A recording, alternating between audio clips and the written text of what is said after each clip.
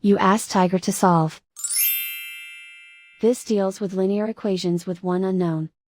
The final result is x equals 4. Let's solve it step by step. Simplify the expression. Multiply the fractions. Break up the fraction. Simplify the fraction. Find the greatest common factor of the numerator and denominator. Factor out and cancel the greatest common factor.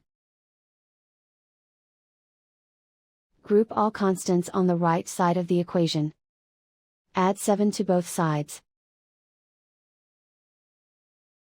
Simplify the arithmetic.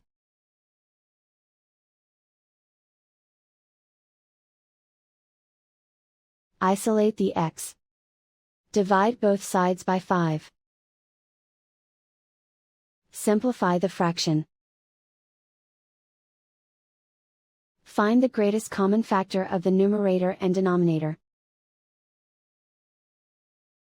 Factor out and cancel the greatest common factor.